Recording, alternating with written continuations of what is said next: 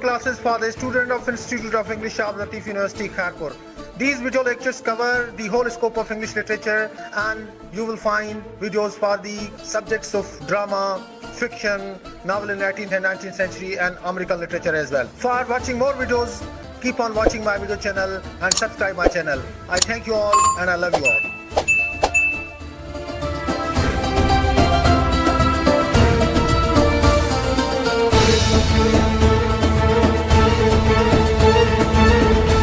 Bismillahirrahmanirrahim.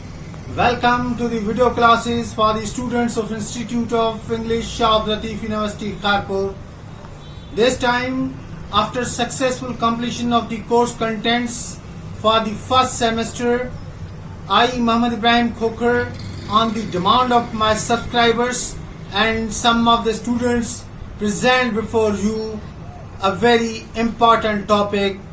The topic that is highly discussed and is of paramount importance for the students of English literature, that is the greatness of William Shakespeare.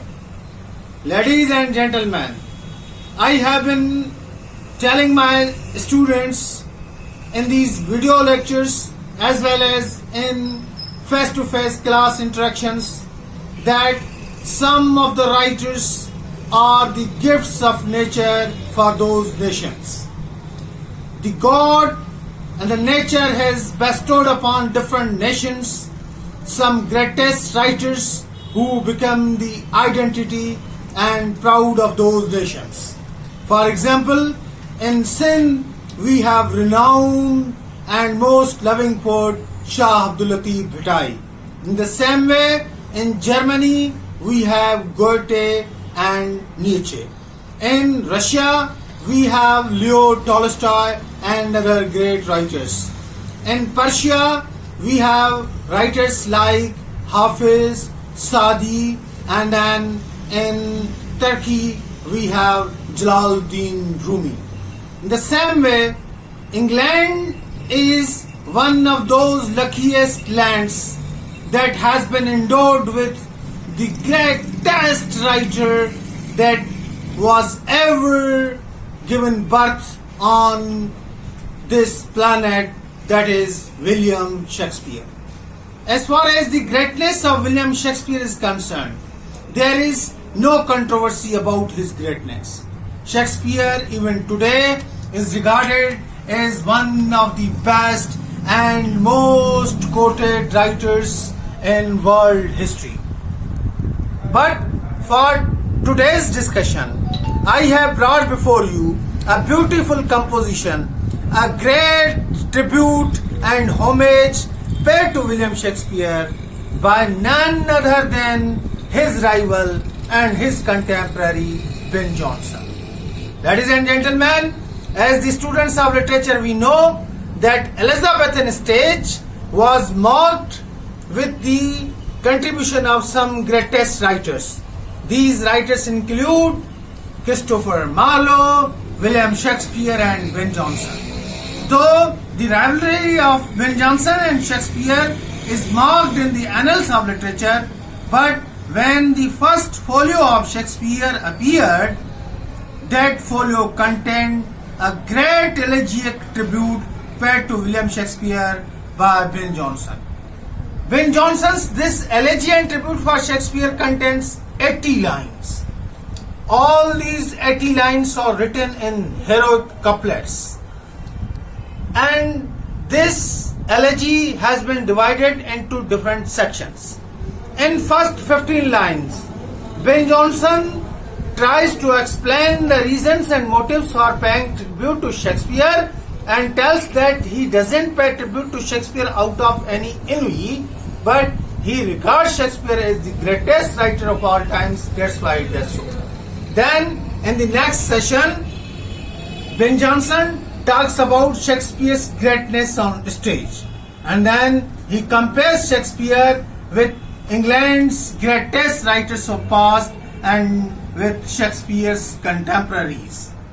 And then he finally talks about Shakespeare as Swan of Avon. I would be reading this most famous poem of English literature that is entitled as To the Memory of My Beloved, the author Mr. William Shakespeare, written by Ben Jonson. And this poem will establish the greatness of Shakespeare. If I utter some words for the greatness of Shakespeare, it could be termed as flawed, for my mastery over Shakespeare is not that much valued and is not that much authentic. But when the words come from the mouth of Ben Jonson, who was himself a dramatist of great repute, who was a contemporary of Shakespeare, who was a rival of Shakespeare, then the world recognizes this greatness. Ben Jonson starts his poem by saying that, to draw no envy, Shakespeare, on thy name, am I thus sample to thy book and fame? While I confess thy writings to be such as neither man nor muse can praise too much. Ben Jonson is of the opinion that Shakespeare's greatness is not the subject of any enviousness, and he believes that Shakespeare's writings are to be loved and to be cherished by all the muses of the world and all the peoples of the world. He says that all crafty malice might pretend his praise and think to ruin where it seemed to raise. These are as some infamous bard or whore should praise a matron, what could hurt more? He is of the opinion, Ben Jonson is of the opinion, that Shakespeare's greatness is not being determined by some ordinary poets who just praise their mentors, who just praise their heroes. Shakespeare's greatness stands exalted than this, and there is no comparison in history wherever the greatness of any writer is met. Ben Jonson says that, but thou art proved against them, and indeed above the ill fortune of them or the need, I therefore will begin. And then Ben Jonson writes, soul of the age, the applause, delight, the wonder of our stage. Mark the words. Ben Jonson declares Shakespeare as the soul of the age, and then informs the readers that he is the wonder of the stage. My Shakespeare, rise, I will not lodge thee by Chaucer or Spenser or bid Beaumont lie. Recalling the existence of Shakespeare, Ben Jonson says that though you have not been buried into Westminster Abbey, where the greatest of England's writers have been buried, but Ben Jonson tells that despite of your not burial in Westminster Abbey like Chaucer, Spenser or Beaumont, your greatness stands exalted than all these writers. He says, a little further to make thee a room, thou art a monument without a tomb. He believes that Shakespeare doesn't need any burial in a special graveyard.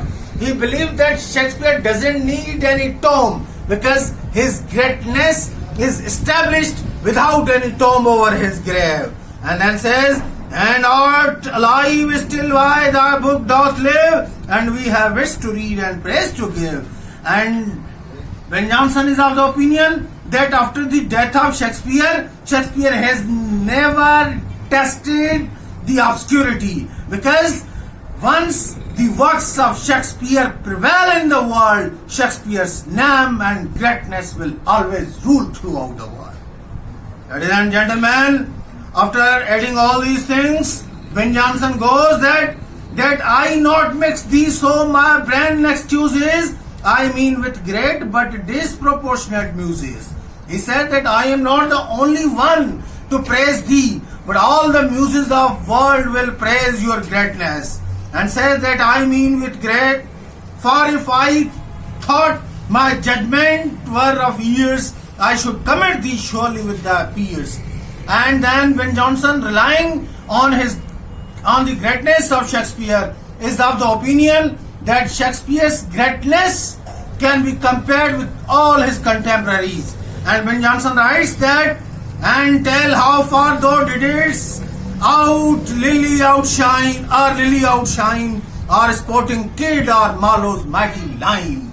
Wow, mark the words. Ben Jonson is of the opinion that Shakespeare had outshined Lily, and then Shakespeare had written greater lines than the mighty lines of Marlowe, and he had produced the wonderful works of literature better and greater than Thomas did.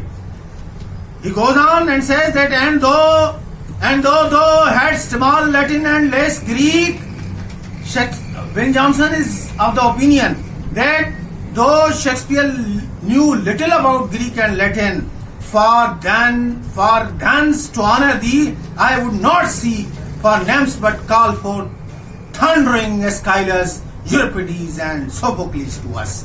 And then Ben Jonson compares Shakespeare's greatness with Aeschylus, with the greatness of Euripides, with the greatness of Sophocles, though he tells his readers that Shakespeare knew little about Greek and little about Latin. But despite all his flaws, despite his having no mastery over these foreign languages, Shakespeare's greatness stands exalted with comparison to all these Greek masters. He goes on and says, Pachovius, Accius, him of Cordova, dead to life again to hear thy buskin tread. He is of the opinion that all the writers of past who were glorified and highly respected in their times are now dead. Nobody reads them, nobody glorifies them, nobody recalls them, but Shakespeare, even after his death, stands exalted. He goes on and says that, and shake a stage, or when thy socks were on, leave thee alone for the comparison of all that insolent Greece or haughty Rome sent forth or since did from their ashes come. Triumph on Britain thou hast one to show, to whom all scenes of Europe homage. Oh, paying tribute to the greatness of Shakespeare, Ben Jonson recalls that Shakespeare is the true son of England, to whom the entire Europe pays homage. He was not of an age, but for all time. This is the most memorable line of this elegy. Ben Jonson is of the opinion that he was not of an age, but for all time, and all the muses still were in their prime. When like Apollo he came forth to warm our ears, or like Mercury to charm.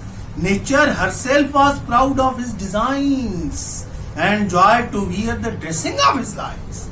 Wow, what a great tribute is being paid to Shakespeare, that nature herself was proud of his designs. Means Shakespeare was not dependent on nature. Nature herself was proud of his designs and joyed to wear the dressing of his lines, which were so richly spun and woven to fit, as since she will worship no other wit.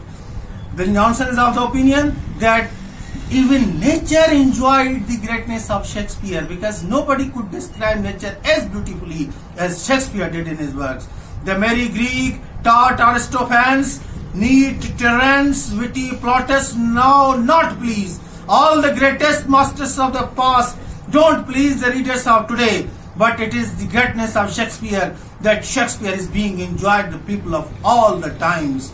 But acquainted and deserted lie, as they were not of nature's family, yet must I not give nature all they art, my gentle Shakespeare must enjoy a part. These lines continue, and then at the end of this elegy, because this is the very long poem, to cut it short, I must read the important lines, and says, of Shakespeare's mind and manners brightly shines in his well-turned and true-filled lines. Shakespeare's each and every line that today stands as the most quoted lines in world literature. Ben Jonson is of the opinion that all these beautiful lines have attracted the mind and attracted the hearts of the readers, in each of which he seems to shake a lance as brandished at the eye of ignorance, sweet swan of heaven. Now Ben Jonson compares Shakespeare as the swan of heaven. What a sight it were to see thee in our waters yet appear, and make those flights upon the blanks of themes.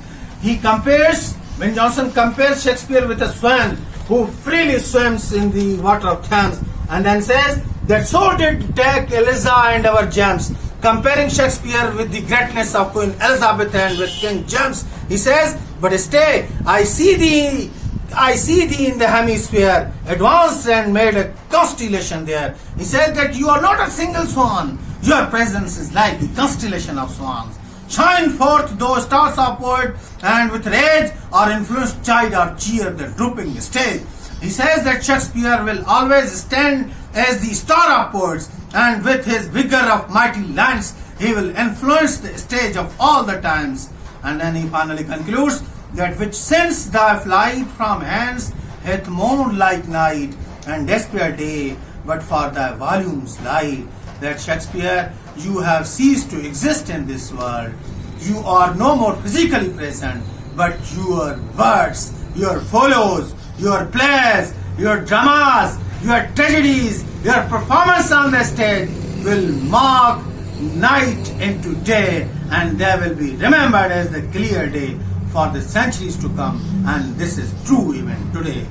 This is the greatest homage ever paid to Shakespeare that is still living, that is still appealing. Thank you very much for watching this video.